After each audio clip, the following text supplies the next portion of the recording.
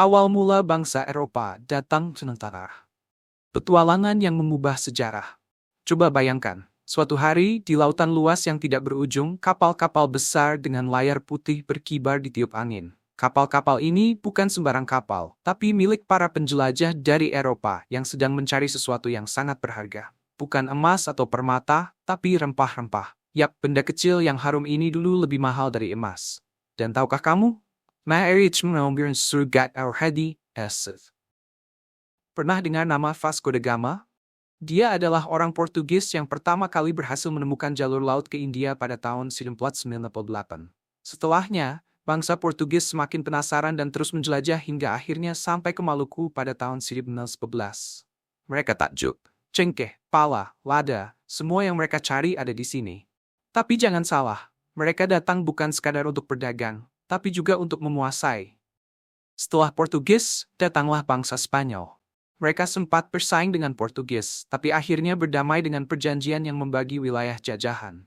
Namun petualangan belum selesai. Belanda kemudian menyusul di awal abad ke-11. Mereka membentuk VOC Verenigde Oost-Indische Compagnie, alias perusahaan dagang raksasa, yang tujuannya cuma satu, menguasai perdagangan rempah-rempah. Nah, Belanda inilah Yujokol paling lama di Nusantara. Tapi apakah nenek moyang kita diam saja? Tentu tidak. Dari Aceh hingga Maluku, rakyat Nusantara melawan sekuat tenaga. Sultan Agung dari Mataram, Sultan Hasanuddin di Makassar, hingga rakyat Banda yang melawan VOC habis-habisan. Namun, dengan taktik licik, tipu muslihat, dan senjata yang lebih modern, bangsa Eropa semakin memperkuat cengkeraman mereka. Awalnya mereka hanya datang untuk berdagang, tapi lama-lama ingin menguasai. Para pedagang Eropa ini bukan sekadar membeli dan menjual, tapi juga memonopoli. Memaksa petani Nusantara hanya menjual kepada mereka, bahkan mengusir atau membunuh saingan mereka. Dari sinilah penjajahan dimulai, dan bangsa kita harus berjuang selama ratusan tahun untuk merebut kemerdekaan.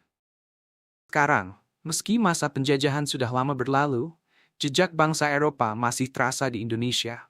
Dari bangunan kolonial, sistem pemerintahan, hingga makanan seperti bistik dan roti. Tapi yang paling penting, perjuangan nenek moyang kita melawan mereka telah mengajarkan satu hal. Bangsa yang besar adalah bangsa yang tidak mudah menyerah. Pelajaran dari sejarah. Jadi, kedatangan bangsa Eropa ke Nusantara bukan sekadar kisah petualangan mencari rempah-rempah. Ini adalah awal dari babak panjang sejarah kita.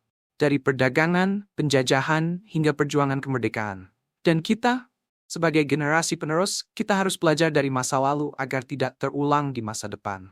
Kalau kamu suka cerita sejarah seperti ini, jangan lupa like, komen, dan